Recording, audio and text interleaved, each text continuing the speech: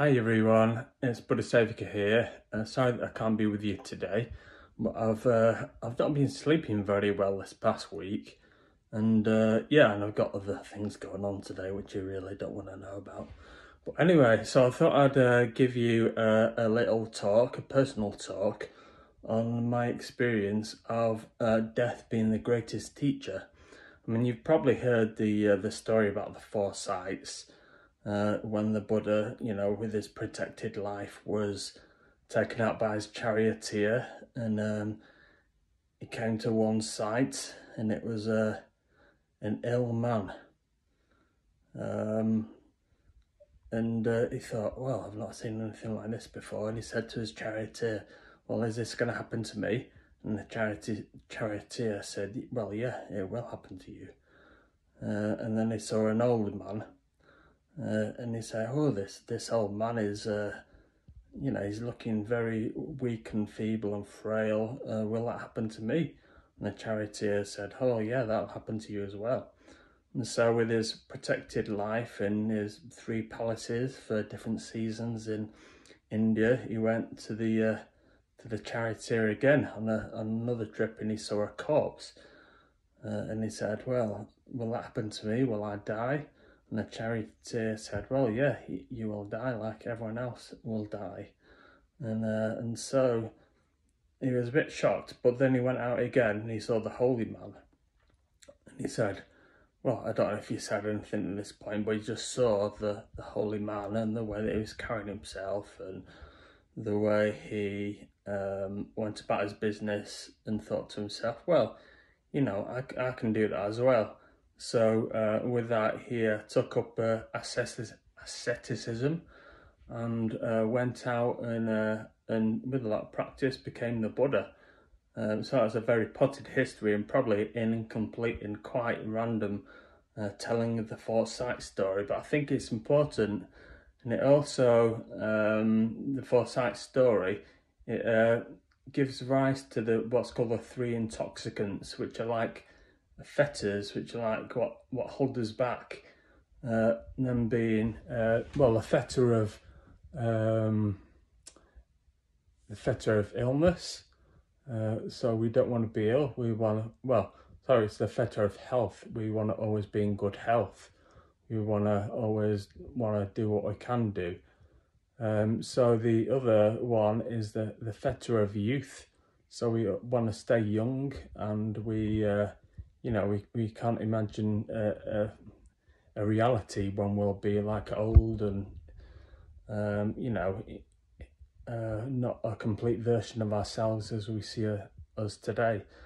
And then the third one is the fetter of life, is the intoxicant of life. We're attached to our life. We want it to go on. We want it to last forever. We don't want to be separated from those that we love and ourselves, those things that we love.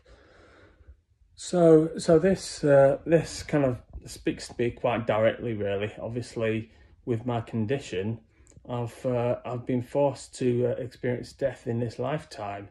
Or maybe that's a bit grand, to be saying that, but I certainly got a sense of suffering, of my own suffering. As you might know, I used to be a marathon runner, very fit. I was defining myself by my physicality and my fitness, and I was into doing that, and I was into being a breadwinner, and my career was very important to me. And both of those things have been whipped away before my eyes. I mean, I medically retired from the university where I was working in 2017. So that then brought to an end my the fact that I was this breadwinner, this earner, this person that could be defined by his wealth and status and all that kind of rubbish. And what brought about that death in this lifetime was my own personal death of my health. So my health started declining in 2017 when I was re-diagnosed with a progressive form of MS.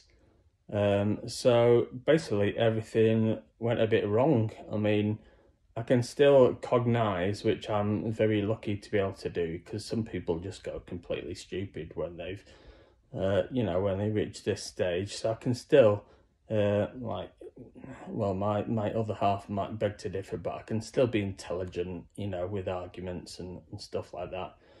But what it did bring an end to was the fact that I couldn't run. I couldn't do like simple things for myself without help. That's been one of the big things. But the other massive big thing has been my the fact that I've got very bad fatigue these days. And obviously I've got that now as we speak, but that is by far the worst symptom, because it means that you're kind of rendered incapable of pretty much doing anything without suffering. So in a way, I feel like this death of my life as it was, my health, and obviously I'm getting older. The fact that I'm a mid-40s guy, in not so good health these days. So they've been quite strong teachers for me, I would say. Over the past few years. I mean, there was a time when I was completely rebelling against these things, which is obviously a completely stupid thing to do, because you can't argue with a condition like MS, which obviously isn't going to kill me, but it certainly makes my life a hell of a lot harder. When I was training for ordination, I went to Padmaloka various times. I think maybe 6 or 7 times or something during these retreats, and I was finding it increasingly difficult to do so. It's quite a hard place to be, really, Padmaloka, where even if you're in the best of health. But I was finding that I was basically trying to test myself at that time. I was saying to myself, right, I'm gonna, like the guy that I was talking to, I'm gonna go for a swim in the river. I'm gonna take my swimming stuff and walk down to the river and go for a swim. And I saw a friend on the way out of the retreat centre, and he just kind of clocked me. But then he became very worried, obviously, as he would, because he cares for me. Then obviously this friend went to the ordination team at the retreat centre, and I completely scared the hell out of the ordination team, thinking, this guy with MS, he's gonna go swimming, he's by himself. So that was one time when I was trying to sort of go against all the conditions that I was up against. And then there was another time where I attempted a full-length prostration in the shrine room. And that wasn't a good idea, but it bust my chin open. I was bleeding all over the place. I had to be taken to hospital by, it's now called Vidyavachin. I had to wait. I think I got a stitch in my chin, and I came back and I was convalescing, and I was a complete burden to the ordination team again. There was another time when I went out walking with Satyaraja, and I think this was the first time that I went to the retreat centre. And so it was only up to the post office and back, which is just up the hill, but I found that when I was coming back downhill, I was struggling. I could hardly walk. He was quite taken aback by the fact that I'd kind of run out of steam so soon.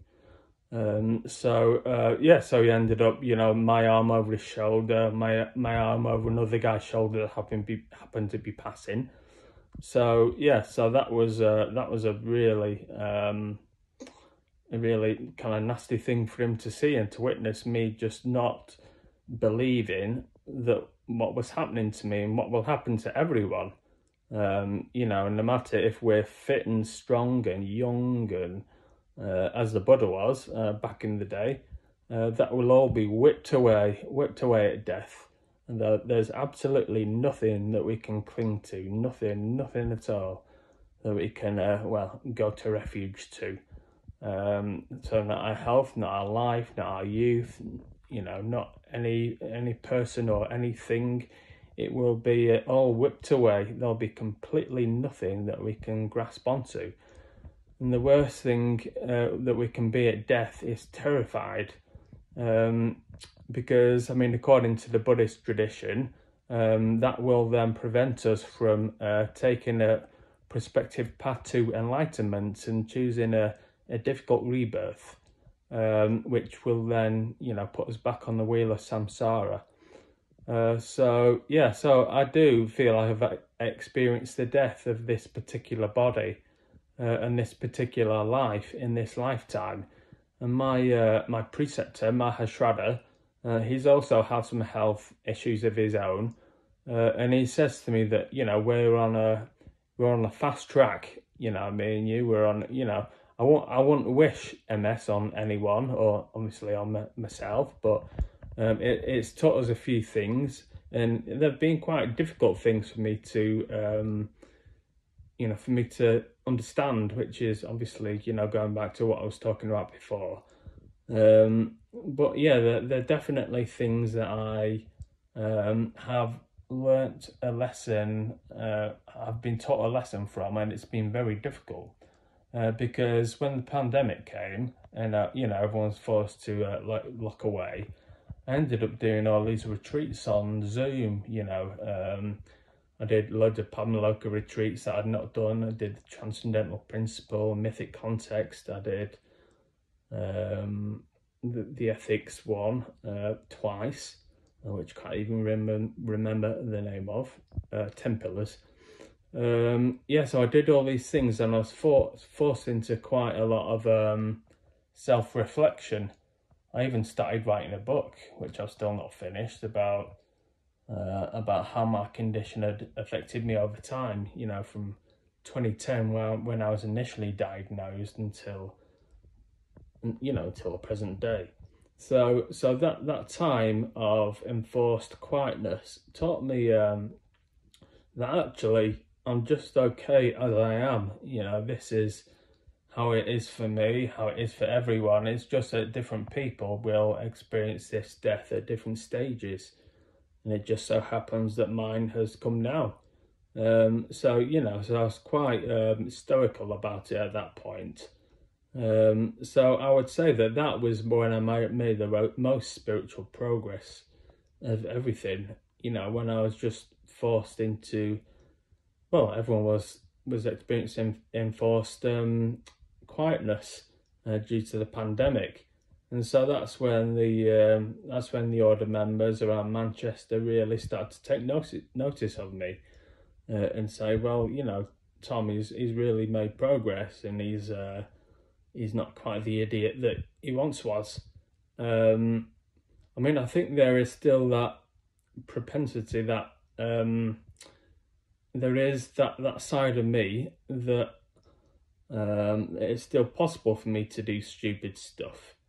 My yoga teacher always tells me that I'm erring on the side of caution instead of, courage rather than caution. Ideally, you should sort of go down the middle between the two. But yeah, I think my character is a bit reckless.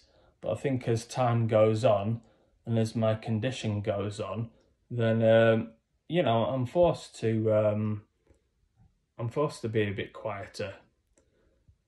Just recently, I live in Stockport, and opposite where I live, there's been a big mural painting being painted by a group of people from Argentina, from La Boca in Buenos Aires. And so I was filming it, and I was on the scooter, and I don't mean for it to sound funny, but I ended up jamming the accelerator on the scooter and turning around and fell off. And I still have the video of me falling off the scooter, and these poor artists thinking, what is this guy doing? We find it difficult to help him because he can't really help himself. So that was only a couple of weeks ago. I showed the video to my daughter, and she was absolutely outraged. She was like, well, you know, Dad, what are you doing? You know, you can't be doing stuff like this. You know, for good reason. But the pandemic made me really check myself. Perhaps it didn't completely get rid of the stupidity that I'm still capable of, but certainly I'm much happier now. In fact, I'm the happiest I've ever been in my life. Strange to say, because I can hardly move these days, and I get all this fatigue. But my relationship with my kids when I'm not doing stupid things is brilliant. My relationship with my partner Elaine is brilliant, and I'm just feel very contented and very happy, and that I think has gone along with just being a bit more still, being a bit more considered, and and just not try to go against life. So I feel that actually death, as it has come in this lifetime, has been a very, very important, the greatest of teachers. Okay, I'll leave it there. See you soon. Bye.